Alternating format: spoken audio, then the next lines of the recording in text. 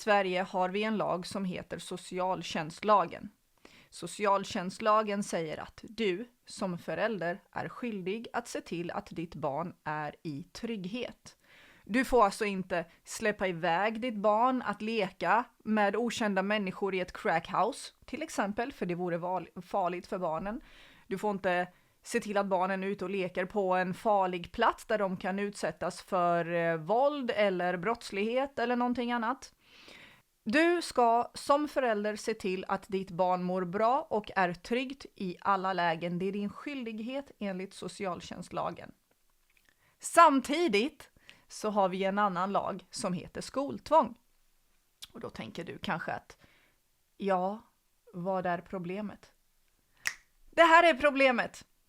År 2021 gjordes det en undersökning med elever i årskurs 9. Dessa elever uppgav, lyssna noga, 45% av dessa elever uppgav att de har varit utsatta för brott i skolan. Brott såsom rån, misshandel, sexuella kränkningar och övrigt. 45%. Vet du vad detta gör? Det här är alltså brott som sker i skolan. Barn utsätts inte för brott någon annanstans i samhället i så här stor utsträckning. Det här gör skolan till den absolut farligaste platsen för barn att vistas i samhället. Socialtjänstlagen säger att du ska hålla dina barn trygga at all times. Du ska se till att barnen är trygga. Det är din skyldighet som förälder. Då kan man tänka sig, ja men det är väl självklart, då skickar jag ju inte mina barn till skolan för det är en farlig plats där de utsätts för dessa grova brott. Nej, men, vänta lite, nu får vi prioritera lite, säger farbror staten. Skoltvång, det heter ju skolplikt, jag glömmer bort. Skoltvång går före socialtjänstlagen. Skolan är viktigare än dina barns trygghet. Därför att du får inte ta ut dina barn i skolan, för att då kommer socialtjänsten och tar dina barn. De blir omhändertagna. Det låter så fint när man säger att man omhändertar stackars barn. Omhändertagna, de blir slitna från sitt hem bara för att du inte skickar dem till skolan, som är den farligaste platsen för dem att faktiskt vistas på. Så mellan dessa två, där barn ska vara trygga och barn ska gå i skolan, så är skolan så här mycket viktigare än deras trygghet. Skoltvång framför allt. Samtidigt, om du trodde att jag var klar så no. Samtidigt så ligger en motion i riksdagen. Man har nu ett lagförslag om att skolan ska förlängas till 10 år genom att man tar bort förskoleklass, F-klass. För dig som inte vet vad F-klass är, så är det när man är 6 år så går man i något som heter F-klass. Det här är efter förskolan. F-klass är obligatoriskt. Barn måste redan gå i F-klass när de är 6 år. Sen när de är 7 så börjar skolan och då är det den vanliga grundskolan. Och om du tänker, vad är det för skillnad egentligen för att F-klass är ändå obligatorisk? Hur blir det 10 år? Jo, skolan är nu 9 år. Man tar bort F-klass och utökar skolan från 6 års ålder där F-klass skulle ha börjat. Det kan tyckas vara ingen skillnad alls, och hade det inte varit någon skillnad, då hade det inte legat som ett lagförslag. Det hade inte varit en motion i riksdagen om det inte hade gjort någon skillnad.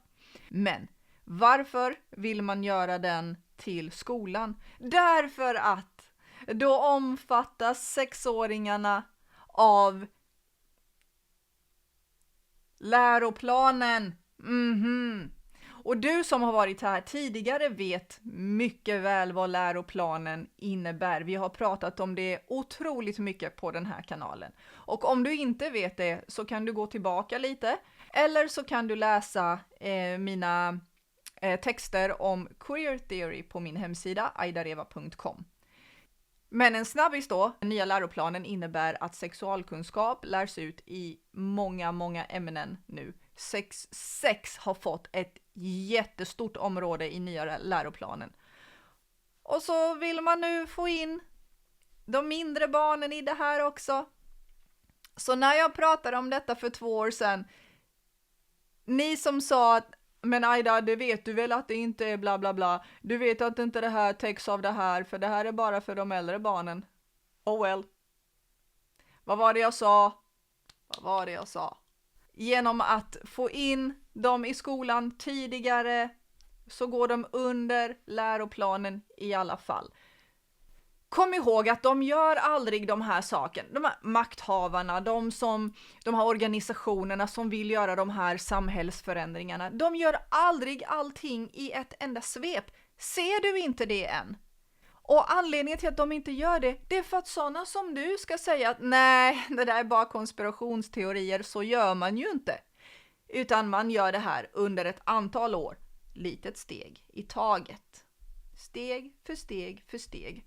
För att en vanlig människa som inte engagerar sig i detta, som inte gör sin egen efterforskning, som inte följer vad som händer, kan inte sätta ihop det här mönstret i huvudet, för man följer det inte på ett bra sätt. Man följer det inte överhuvudtaget, utan allt det här verkar vara separata saker som händer.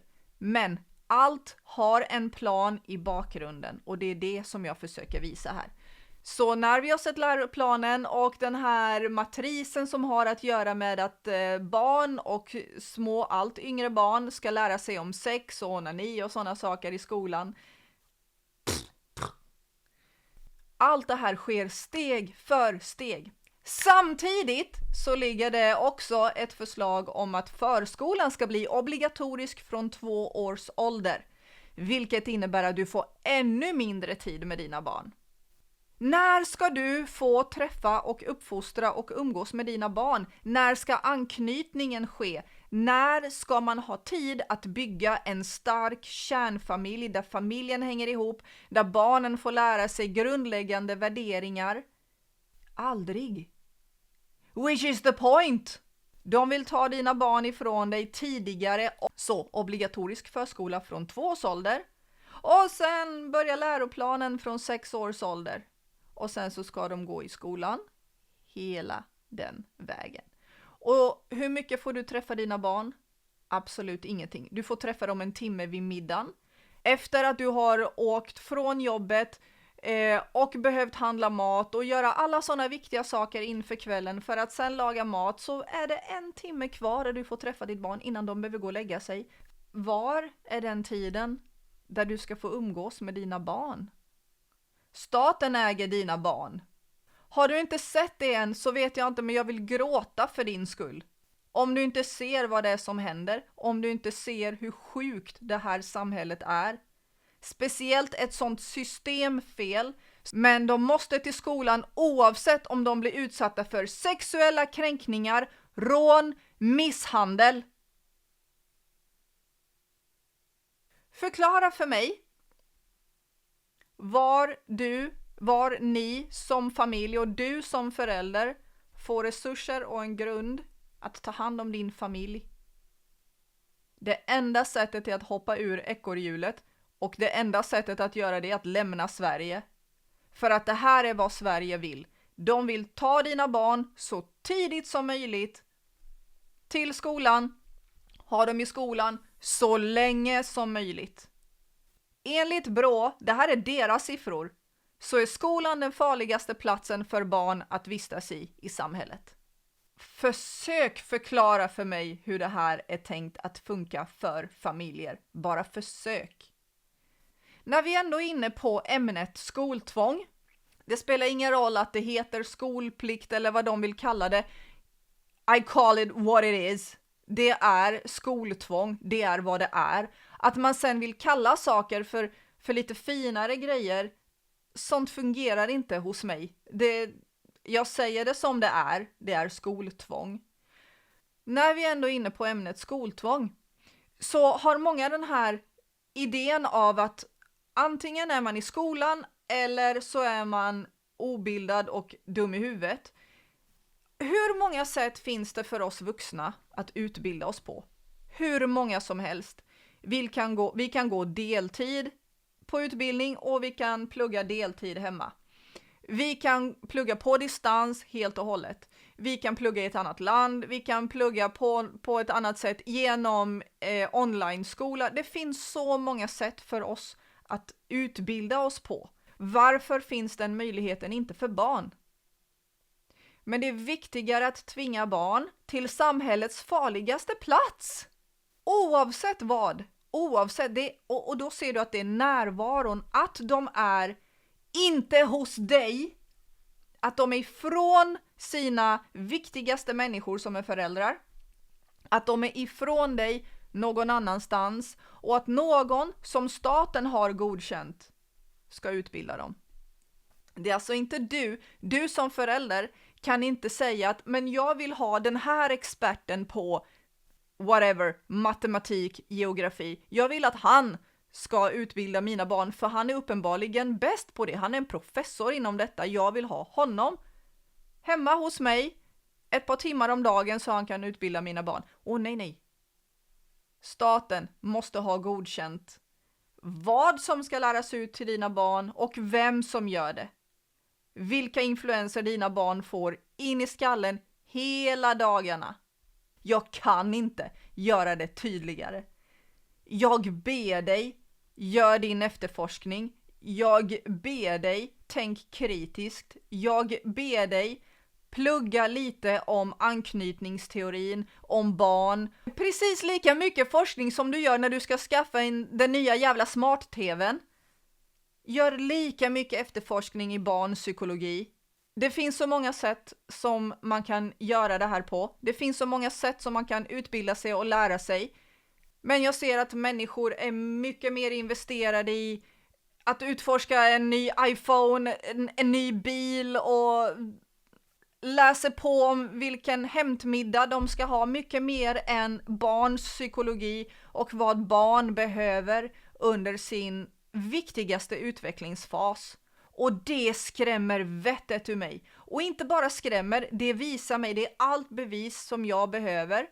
Att det här systemet får fortsätta pågå, det är beviset. Det här hade inte existerat. Det här hade inte tillåtits fortsätta om människor satte sig in i vad som är viktigt för deras barn istället för att läsa på om nya iPhone. Blir du triggad och kränkt av det? I'm sorry, men om skon passar så bär den, Askungen. Du kommer inte ifrån ansvaret. Jag kommer inte ifrån ansvaret. Det här är var vi måste lägga vårt fokus. Ansvaret är hos oss. För att när vi inte tar vårt ansvar så tar någon annan ansvaret. Och tro mig, de är inte ute efter ditt bästa. Och speciellt inte dina barns bästa. Speciellt inte barnens bästa. Och varför de är ute efter barnen och vad de vill lära barnen, det finns i mina texter på aidareva.com i min utredningsserie om queer theory. Jag jobbar på del 3. Vi ska djupdyka mycket mer i detta. Men du vill veta det här, tro mig, mycket mer än vilka features som finns i iPhone 16. Jag har inget mer att säga här. Men jag har verkligen inte det. Och jag vill inte ens säga mer för att jag vill att du ska gå och läsa på. Jag vill att du ska plugga på om vad dina barn behöver. Och det är inte att vistas på samhällets farligaste plats. Adjö.